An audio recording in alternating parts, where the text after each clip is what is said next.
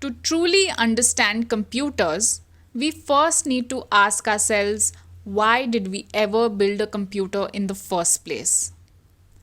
A long time ago, the first computers were actually just people who did arithmetic calculations by hand.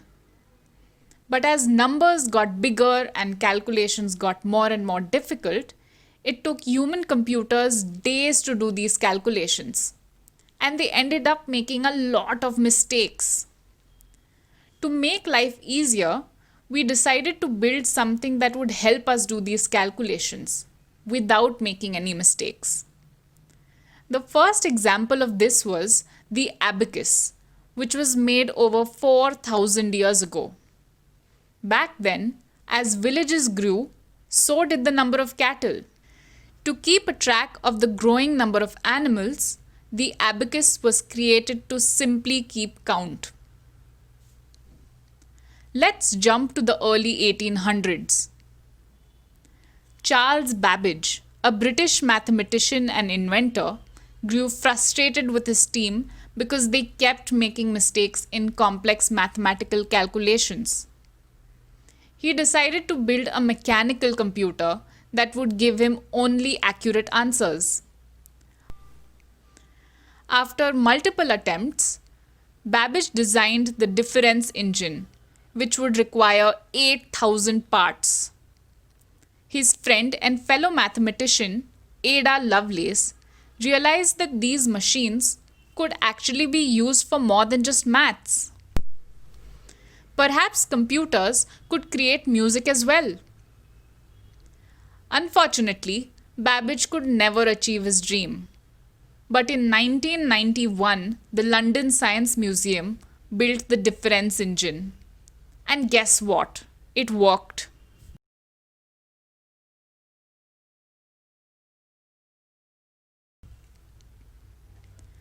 In 1890, the United States of America scheduled its census to keep a track of the country's population, like it did every 10 years.